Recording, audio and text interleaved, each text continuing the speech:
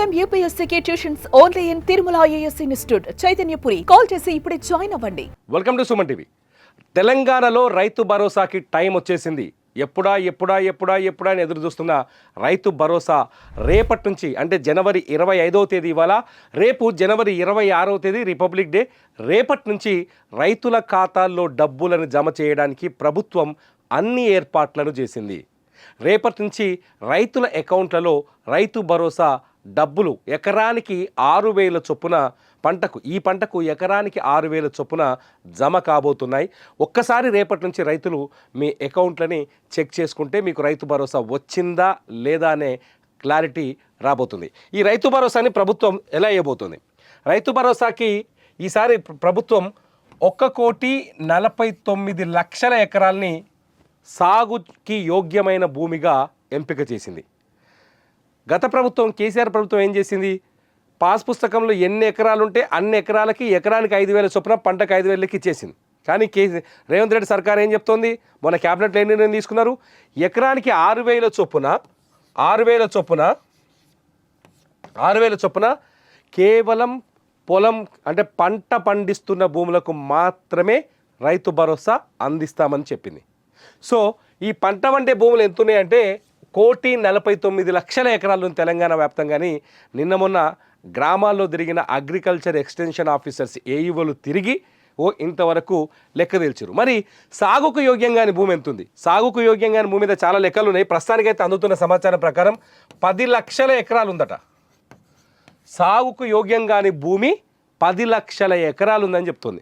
10 లక్షల ఎకరాల భూమికి ఇప్పటిదాకా ఈ 10 ఏళ్ళు 10 లక్షల ఎకరాలకి సాగుకు పనికిరాని భూములకి రైతు భరోసా అందింది అనేది ప్రభుత్వ అధికారుల నుంచి విడుదలైన సమాచారం.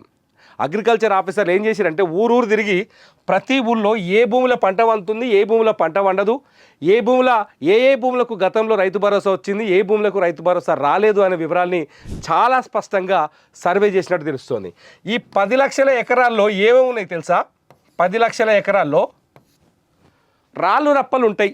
సరే, మనకు అన్ని ఉన్న పొలం 10 ఎకరాలు ఉంటే 10 ఎకరాలు మొత్తం బారుతుందని, లేకపోతే 10 ఎకరాలు మొత్తం పంట వేస్తామని నమ్మం. రాళ్ళు రప్పలు ఉంటుంది, అది రైతుల భూమి. గుట్టలు ఉంటాయి ఇంత, అది రైతుల భూమి. పోనీ వేసిరేమో అనుకుందాం, అది ఎంతో కొంత రైతులకు ఉపయోగపడ్డది. పోనీ లేకపోతే ఓ పంటకు నీళ్ళు అందుతాయి, ఓ పంటకు నీళ్ళు అందాయి. సో అట్లా కూడా ఒప్పుకోవచ్చు. సరే, ఈ పంట వారలేదు, వచ్చే పంటకు నీళ్ళు అందుతాయి, ఇంత పంట వేసుకున్నారు, సరే ఈసారి పడవ భూమి అనుకోవచ్చు. అట్లాంటి భూములు కాదు. ఈ 10 లక్షల ఎకరాల్లో ఉన్న భూములు ఏమున్నాయో తెలుసా? ఒకటి రియల్ ఎస్టేట్ భూములు. చాలా చోట్ల మీకు ఐడియా ఉంటుంది. మీరు మీ ఊర్లో కావచ్చు, మీ గ్రామీణ ప్రాంతాల్లో కావచ్చు, మీరు అబ్జర్వ్ చేస్తే నిజమే, ఇది అబద్ధం ఏం కాదు. చాలామంది ఏం చేసిరంటే భూములు ప్లాట్లు వేసి ఎవరికో అమ్మిర్రు, లేకపోతే ఫామ్ ల్యాండ్ కింద అమ్మిర్రు. ఆ భూములకు పట్టదారు పాస్ పుస్తకాలు ఉన్నాయో లేదో తెలియదు. భూమి యజమాని దగ్గర పట్టదారు పాస్ పుస్తకాలు ఉంటాయి. అలా వ్యాపారం చేస్తారు, భూమిలో పంట వండియారు. ఆ భూమికి మాత్రం రైతు భరోసా తీసుకున్నారు. ఎవరు? గతంలో 10 ఏళ్ళు ఈ 10 లక్షల ఎకరాలకి ఇట్లాంటి భూములు, రియల్ ఎస్టేట్ చేసిన భూములు కూడా 10 ఏళ్ళు రైతు భరోసా తీసుకున్నారు. ఇక రెండోది పోతే ఓ తారా చూసిన నేను, పెట్రోల్ బంక్ ఉందా? పెట్రోల్ బంకులు పెట్టిన భూములు కూడా అది కన్వర్ట్ కాలేదు, కమర్షియల్ భూములకు రాలేదు, అది పాస్ పుస్తకాలు అట్లే ఉంది, దాన్ని కూడా రైతు బంధు అయింది. ఇంకో లెక్క చూస్తే రోడ్డు ఉంది ఆ భూమిలో, గవర్నమెంట్ రోడ్డు, ఆ ఊరికి ఇచ్చిన రోడ్డు కూడా ఉంది. రోడ్డు కూడా పంచాయతీలు ఉంటాయి ఈ పాస్ పుస్తకాలు, ఆ రోడ్లకు కూడా రైతు భరోసా వచ్చింది. మొదటి నుంచి చాలామంది రైతులు తెలంగాణలో కేసీఆర్ తీసుకొచ్చిన రైతు బంధు పైన మంచి అభిమానాన్ని, ఆప్యాయతని, ప్రేమని, ఆనందాన్ని వ్యక్తం చేసిన చాలామంది రైతులు మొదటి నుంచి ఒక విషయం చెప్పుకుంటూ వచ్చారు, పనికిరాని భూములకి ఎందుకే రైతు భరోసా ఇచ్చుడు అని. ఆ చర్చకు అప్పట్లో ప్రభుత్వం దాన్ని పట్టించుకోలేదు, ఆ ప్రభుత్వం. కానీ ఈ ప్రభుత్వం ఏం చెప్పింది? ఖచ్చితంగా సాగు చేసే భూములకే ఇద్దాం, దాన్ని సాగు చేయని భూములకు ఇచ్చి ఎందుకు గవర్నమెంట్ పైసలు ఖరాబ్ చేద్దాం, పేదోళ్ళకు ఉపయోగపడేటట్టు చేద్దాం అని నిర్ణయం తీసుకుంది. అందుకే సాగు చేసే భూముల్ని ఎంపిక చేసింది. ఈ సాగు చేసే భూముల్ని 1,49,00,000 ఎకరాలుగా తేల్చింది. ఈ 49 లక్షల ఎకరాలు ఎట్లా తెచ్చిరంటే, ప్రతి గ్రామానికి అగ్రికల్చర్ ఆఫీసర్లు వెళ్ళి, అగ్రికల్చర్ ఎక్స్టెన్షన్ ఆఫీసర్ అంటాగా ఏఈఓలు వెళ్ళి ఏం చేసిరంటే, ఆ ఊళ్ళో పంటకు యోగ్యమైన భూమి ఎంతుంది, పనికిరాని భూమి ఎంతుంది అనేది సర్వే నెంబర్ల ఆధారంగా వాళ్ళు ఎంక్వైరీ చేశారు. ప్రతి ఊరికి వెళ్ళి పంటకి యోగ్యమైన భూమి తీసుకొని సర్వే నెంబర్లు తీసుకున్నారు. మనకి ఎరికేనా ఏ సర్వే నెంబర్లో ఎంత భూమి ఉంది, సర్వే నెంబర్ల ఆధారంగా పంటకు యోగ్యమైన భూమిని ఎంపిక చేసిర్రు. పంటకు యోగ్యం కాని భూములు ఉన్న సర్వే నెంబర్లను సీజ్ చేసిర్రు. డిజిటల్ బ్లాక్ అంటారు దీన్ని. పంటకు వనికిరాని భూములు ఉంటాయి కదా, ఆ భూముల్ని బ్లాక్ చేసి పంటకు యోగ్యమైన భూముల్ని ఆ ఊరి పేరుతోటి క్లియర్ చేశారు. ఇట్లా డిజిటల్ బ్లాకింగ్ కంప్లీట్ అయిన గ్రామాలు ఏవైతే ఉన్నాయో ఆ గ్రామాల రైతులకు రేపు 26వ తేదీ నుంచి వాళ్ళ అకౌంట్లలో డబ్బులు పడబోతున్నాయి. వాళ్ళ అకౌంట్లలో డబ్బులు పడబోతున్నాయి. ఇప్పటికే దీని కోసం ప్రభుత్వం 8,900 కోట్లు నిధులు మంజూరు చేసింది. 8,900 కోట్లు. ఇది గతంతో పోలిస్తే దాదాపు 1,500 కోట్లు ఎక్కువగా అనిపిస్తుంది. ఇది మీరు కూడా లెక్కలు చూసుకోవచ్చు. ఇది ఏదో మేము మళ్ళీ పొగుడుతున్నామని ఇష్టం వచ్చిన కామెంట్ చేస్తారు కింద, నాకు తెలుసు. కానీ మీరు కూడా లెక్కలు చూసుకోవచ్చు. గత ప్రభుత్వంతో పోలిస్తే ఇది 1,500 కోట్లు అదనంగా కనిపిస్తోంది. ఎకరానికి 6,000 లెక్కన, ఎకరానికి 6,000 చొప్పున సాగుకు యోగ్యమైన ప్రతి ఎకరాకి రైతు భరోసా ఇవ్వబోతుంది ప్రభుత్వం. అయితే సాగుకు యోగ్యమైన భూమి ఎంపికలో కూడా కొన్ని ప్రశ్నలు ఉన్నాయి. ఏ భూమి సాగుకు ఎంపిక అవుతుంది, ఏ భూమి సాగుకు ఎంపిక కాదని కొన్ని ప్రశ్నలు ఉన్నాయి. ఈ ప్రశ్నలకు కూడా ప్రభుత్వం గతంలోనే చాలా స్పష్టంగా సమాధానం చెప్పింది. ఇదంతా ఎందుకు చెప్తున్నానంటే ప్రభుత్వం చెప్పిన సమాధానాలకి రైతులకు స్పష్టత ఉండడం కోసం నేను చెప్తున్నాను. సాగుకు యోగ్యమైన భూముల్లో ఈ పంట ఇప్పుడు వచ్చి యాసింగ్ వేస్తున్నాం. యాసింగ్లో అది 3 ఎకరాలు వాడుతుంది. మొత్తం 5 ఎకరాలు ఉంది. ఫర్ ఎగ్జాంపుల్ మొత్తం ఒక రైతుకి 5 ఎకరాలు ఉందనుకోండి. 5 ఎకరాలు ఉంటే యాసింగ్లో ఒక 3 ఎకరాలకే నీళ్ళు అందుతాయి. 3 ఎకరాలకే వరి నాడు పెడతాడో, కూరగాయలు వేస్తాడో, ఆ 3 ఎకరాలు పంట పెడతాడు. మరి మిగతా 2 ఎకరాలు సాగుకు వనికిరానట్టే కదా. మరి ఆ భూమి సంగతి ఏంది? సో అటువంటిది ఆ బాధ అవసరమే లేదు.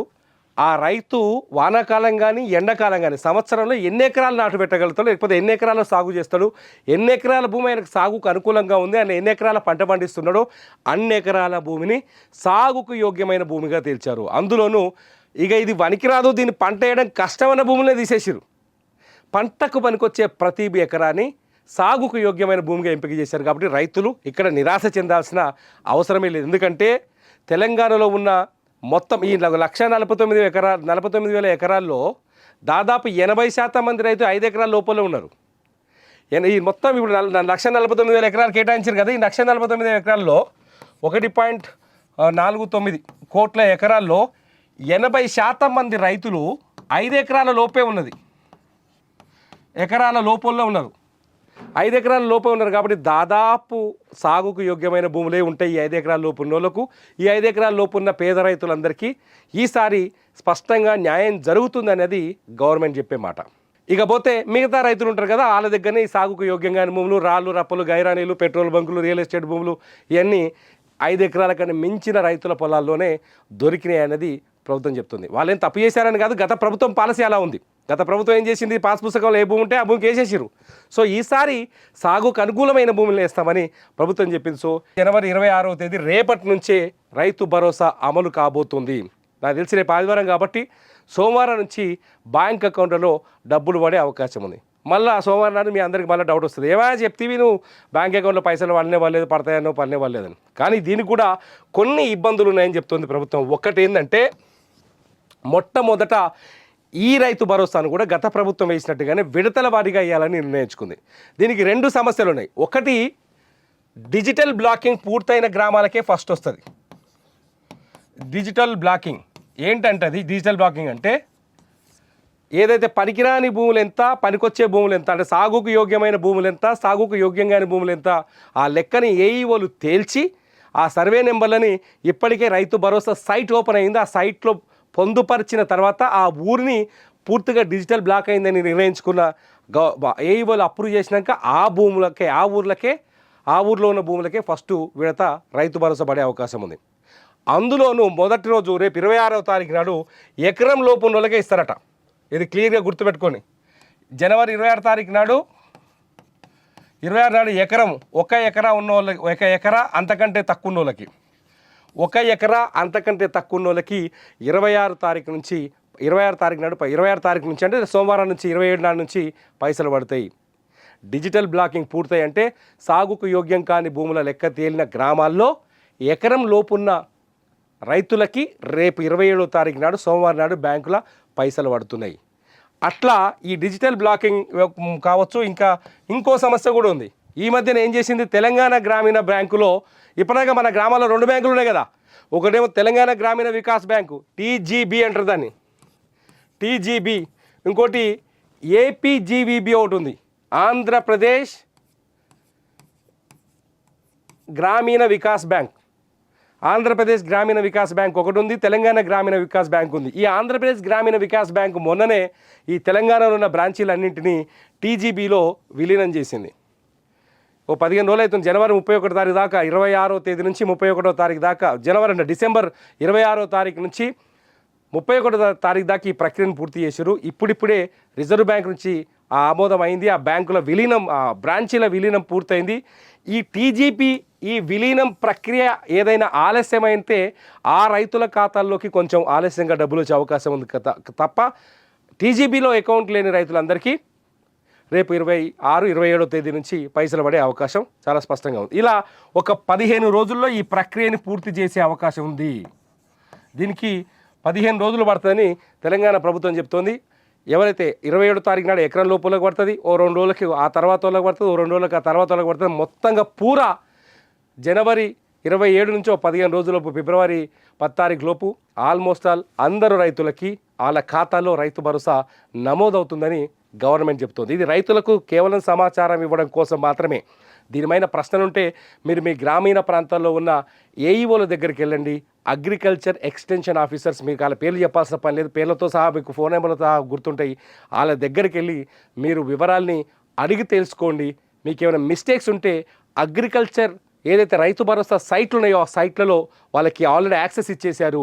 ఆ సైట్లలో పాత వివరాలు ఏమైనా ఉన్నా, లేకపోతే ఫోన్ నెంబర్లు మార్చాల్సి వచ్చినా, బ్యాంక్ అకౌంట్ల నెంబర్లు మార్చాల్సి వచ్చినా వాళ్ళ దగ్గరికి వెళ్తే మార్చే అవకాశం వాళ్ళకి ప్రభుత్వం ఇచ్చింది. మీరు వెళ్ళి మార్పించుకోవచ్చు. సో ఒకటి చాలా స్పష్టంగా ఏంటంటే రేపు 26వ తేదీ నుంచి మొదలు, అంటే 27వ తేదీ నుంచి మొదలు ఫిబ్రవరి 10వ తేదీలోపు ప్రతి రైతుకి ప్రభుత్వం హామీ ఇచ్చినట్టుగా ఎకరానికి 6,000 చొప్పున ఈ పంటకు రైతు భరోసా అందుతుందని ప్రభుత్వ వర్గాలు చెబుతున్నాయి. రైతులకి నిజంగానే ఇది శుభవార్త అని చెప్పాలి. రేవంత్ రెడ్డి ప్రభుత్వం 8,900 కోట్లను ఇప్పటికే కేటాయించినట్టుగా తెలుస్తుంది. 8,900 కోట్లని డిస్బర్స్ చేసేందుకు కూడా ప్రభుత్వం రెడీ అయింది. మళ్ళీ చెప్తున్నాను, బ్యాంక్ అకౌంట్లలో తేడాలో, లేకపోతే బ్యాంకులో విలీనం సమస్యలో, లేకపోతే డిజిటల్ బ్లాకింగ్ లేని గ్రామాల్లోనో కొంచెం ఆలస్యం అయ్యే అవకాశం ఉంది. కానీ అది కూడా దాన్ని సొల్యూషన్ చేసి వేస్తామని ప్రభుత్వం చెప్తోంది. మరి ఈ రైతు భరోసా పైన మీరేమనుకుంటున్నారు? ఆలస్యం చేసిరనుకుంటున్నారా? ప్రభుత్వం ఇప్పటికే ఈ ప్రక్రియ పూర్తి చేయాల్సిన అవసరం ఉండే అనుకుంటున్నారా? రైతు భరోసాని మీరే విధంగా చూస్తున్నారు? రైతు భరోసా పట్ల మీరు హ్యాపీగా ఉన్నారా లేరా? మీ అభిప్రాయాలు ఏంటి అన్నది ఈ వీడియో కింద కామెంట్ చేయండి. ఖచ్చితంగా మీ అభిప్రాయాన్ని ప్రతిబింబించేలా నేను మరో వీడియో చేస్తా. చూస్తూనే ఉండండి సుమన్ టీవీ.